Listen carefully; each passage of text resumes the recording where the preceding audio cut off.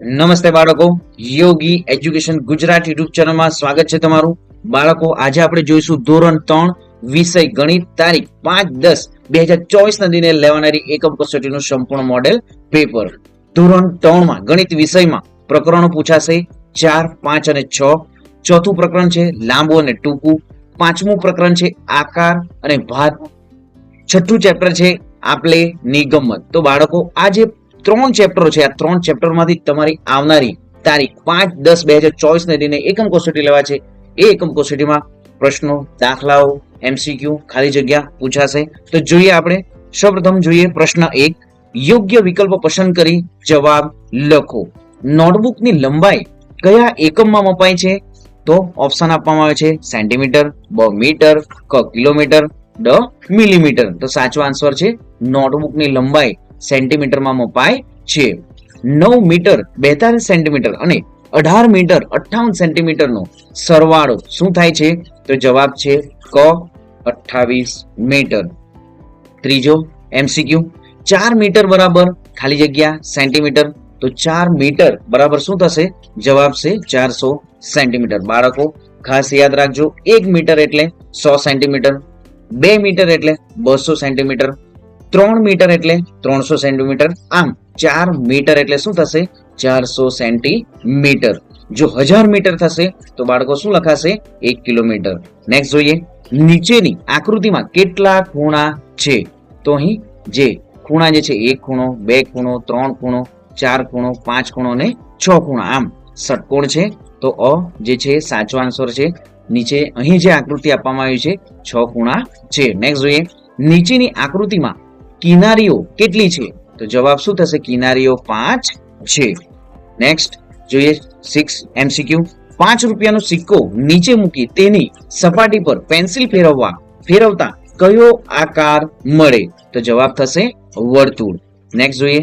889 ઓછા 646 બરાબર શું થશે? તો જવાબ છે ક 243.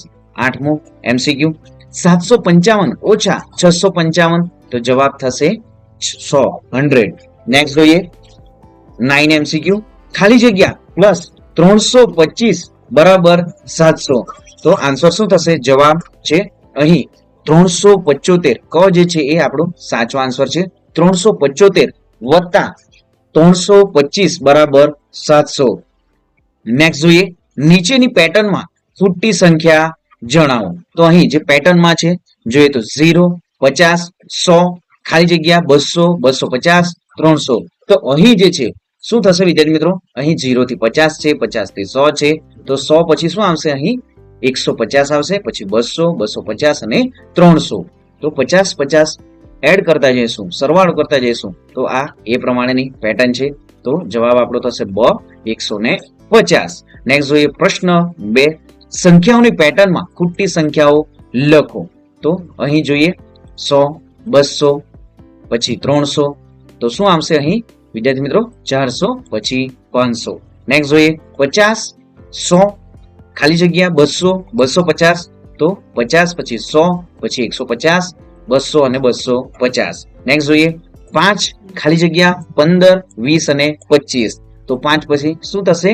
10, 15, 20 અને 25. વિદ્યાર્થી મિત્રો ખાસ પેટર્નમાં ધ્યાન રાખવું. જોઈએ આગળ 4, 2, 4, 6, 8 અને 10. 2 એડ કરતા ગયા છે, સરવાળો કરતા ગયા છે.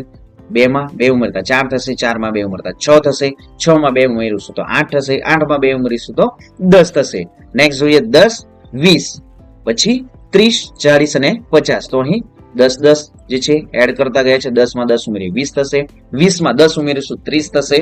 આ પ્રમાણે 40 અને 50. નેક્સ્ટ 6, 3, 6, 9 અને 12. તો 3, 6, 9 અને 12 પછી 15. તો અહીં 3 એડ કરતા ગયા છે.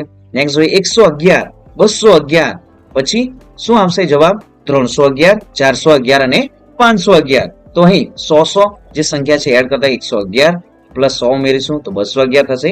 આ પ્રમાણે 311, 411 અને 511. નેક્સ્ટ જોઈએ 5, 7, 9, ખાલી જગ્યા 13. તો 5, 7, 9 પછી 11 થશે અને 13.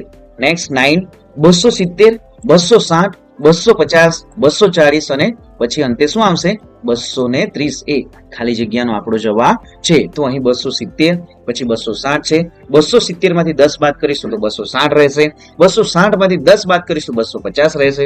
250 માંથી 240 જે છે તેમાં 10 બાદ કરીશું 250 માંથી 240 રહેશે અને 240 માંથી બાદ કરીશું તો 10 શું રહેશે 230. નેક્સ્ટ જોઈએ 25, 50, 75 ખાલી જગ્યા 125 તો 25 પછી 50 પછી 75 પછી 100 અને 125. નેક્સ્ટ 11, 35, 45 જવાબ રહેશે 55, 65 અને 75. તો 5 જે 35 જે છે 35 માં આપણે 10 ઉમેરીશું 45, 45 માં 10 ઉમેરીશું 55, 55 માં 10 ઉમેરીશું 65 અને 65 માં 10 ઉમેરીશું તો 75 થશે. નેક્સ્ટ જોઈએ 560, 660, 760 ખાલી જગ્યા 960 તો જવાબ શું થશે 560, 660, 760 તો અહીં 860 થશે.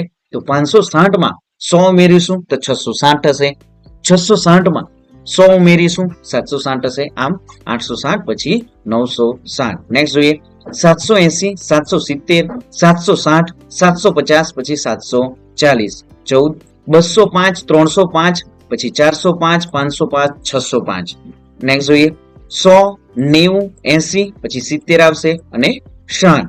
નેક્સ્ટ જોઈએ 232, 234, 236, 238, 240. 455, 460, 465, 470, 475. 12, 14, 36 પછી 48 પછી 60. તો અહીં 12 નો ઘડિયો બોલવાનો રહેશે 12 × 12, 12 × 24, 12 × 36, 12 × 48 અને 12 × 5 = 60. 12 જે શું કરીશું અહીં એડ કરતા જઈશું તો આ પ્રમાણે પેટર્ન છે. અહીં 12 પ્લસ કરતા જવું.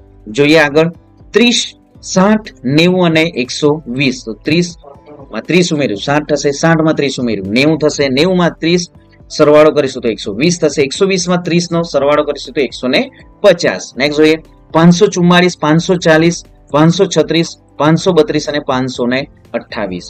નેક્સ્ટ જોઈએ 420, 423, 426, 429, 432.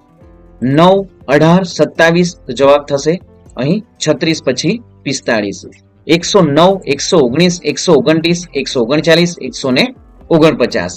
15, 30, 45 પછી 60 અને 75. વિદ્યાર્થી મિત્રો આ તમામ સંખ્યાઓ જે છે તમામ પેટર્ન જે છે તમારી નોટબુકમાં પણ લખી લો. ચેનલને બાળકો હજી પણ સબસ્ક્રાઇબ નથી કરી સૌપ્રથમ ચેનલ સબસ્ક્રાઇબ કરી દો, વિડીયોને લાઈક પણ કરી દો. ધોરણ 3 માં પછી વિદ્યાર્થી ધોરણ 4 અને 5 માં તમારે જે સીઈટી ની પરીક્ષામાં પણ વિદ્યાર્થી મિત્રો આ પેટર્ન પણ પૂછાય છે. એ સીઈટી ની પરીક્ષામાં બાળકો એ સ્કોલરશિપ પણ આપવામાં આવે છે. તો ખાસ વિદ્યાર્થી મિત્રો આ ધોરણ 3 છે, ધોરણ 4 છે અને ધોરણ 5 નો જ અભ્યાસક્રમ એ સ્કોલરશિપ પરીક્ષામાં પણ આવે છે. તો ખાસ વિદ્યાર્થી મિત્રો તમામ જે છે પેટર્ન છે દાખલાઓ જે છે એ યાદ રાખવું, નોટબુકમાં પણ ગણી લેવું. નેક્સ્ટ જોઈએ હવે પ્રશ્ન 3. નીચેની વસ્તુઓનું માપન કયા એકમમાં કરશો તે જણાવો. સેન્ટીમીટરમાં, મીટરમાં કે કિલોમીટરમાં. તો મગરની લંબાઈ તો જવાબ થશે મગરની જે લંબાઈ મીટરમાં મપાય છે.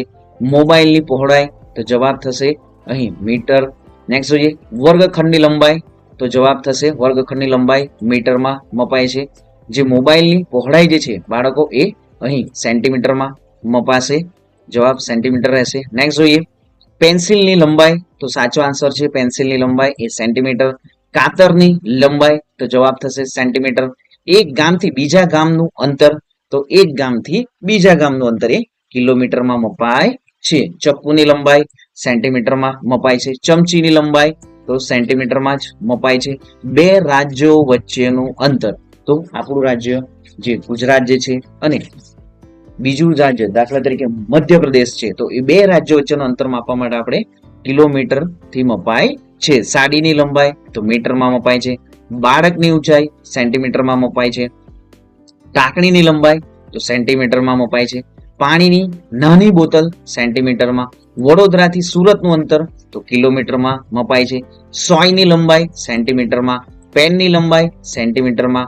મીણબત્તીની લંબાઈ સેન્ટીમીટરમાં. ટેબલની લંબાઈ મીટરમાં મપાય છે. નેલ કટરની લંબાઈ તો સેન્ટીમીટરમાં મપાય છે. રબરની લંબાઈ સેન્ટીમીટરમાં મપાય છે. તો વિદ્યાર્થીઓ તમામ જે કયા જે વસ્તુઓ જે છે શામાં મપાય છે તે યાદ રાખવું. નેક્સ્ટ હવે જોઈશું આપણે પ્રશ્ન 4 બાદબાકી કરો. તો અહીં 456 ઓછા 214 તો જવાબ થશે 242. 642 ઓછા 321 તો જવાબ થશે 321. 768 ઓછા 345 કરીશું તો જવાબ થશે 423. 549 ઓછા 235 તો જવાબ થશે 314. 673 ઓછા 251 તો જવાબ થશે 422. 988 ઓછા 453 તો જવાબ થશે 535. 795 ઓછા 235 તો જવાબ થશે 560. 684 ઓછા 241 તો જવાબ થશે 443. 785 ઓછા 641 તો જવાબ થશે 144. નેક્સ્ટ જોઈએ 795 ઓછા 232 તો જવાબ થશે 563. 684 ઓછા 241 તો જવાબ થશે 443. 785 ઓછા 641 તો જવાબ થશે 144. 749 ઓછા 216 તો જવાબ થશે 533. 668 ઓછા 564 તો જવાબ થશે 404. 537 ઓછા 326 તો જવાબ થશે 211. નેક્સ્ટ જોઈએ નીચે આપેલ વસ્તુની આકૃતિની ધાર અને ખૂણાની સંખ્યા શોધો. તો ખાસ વિદ્યાર્થી મિત્રો આ પણ પરીક્ષામાં પૂછાશે. તો અહીં વસ્તુના નામ જે આપ્યા છે નાસ્તાનો ગોળ ડબ્બો તો ધારની સંખ્યા નથી, ખૂણાની પણ સંખ્યા નથી. પાણીની પાઇપનો ટુકડો તો એમાં પણ ધારની પણ સંખ્યા નથી, ખૂણાની સંખ્યા નથી. લંબચોરસ ટેબલ તો ધારની સંખ્યા 12 છે, ખૂણાની સંખ્યા 8 છે. ડસ્ટર તો ધારની સંખ્યા 12 છે, ખૂણાની સંખ્યા 8 છે. ચોપડી તો ધારની સંખ્યા 12 છે, ખૂણાની સંખ્યા 8 છે. નેક્સ્ટ જોઈએ તો અહીં જે આકૃતિ જે આપવામાં આવી છે એ આકૃતિ તો ધારની સંખ્યા 6 છે અને ખૂણાની સંખ્યા પણ 6 છે. અહીં 1 ખૂણો, 2 ખૂણો, 3 ખૂણો, 4 ખૂણો અને 5 ખૂણો અને 6 ખૂણો. નેક્સ્ટ જોઈએ તો અહીં ષટકોણ જે છે તો ધારની સંખ્યા 6 છે, ખૂણાની સંખ્યા પણ 6 છે. પંચકોણ છે તો ખૂણાની જે ધારની સંખ્યા સૌપ્રથમ 5 છે, ખૂણાની સંખ્યા પણ 5 છે. અહીં લંબચોરસ જે છે તો ખૂણાની સંખ્યા અને સૌપ્રથમ જોઈએ તો આપણે અહીં ધારની સંખ્યા 4 છે અને ખૂણાની સંખ્યા 4 છે. તો અહીં 90 અંશનો જે કાટકોણ છે તો કાટકોણની અહીં જે ધારની સંખ્યા 3 છે, ખૂણાની સંખ્યા 3 છે.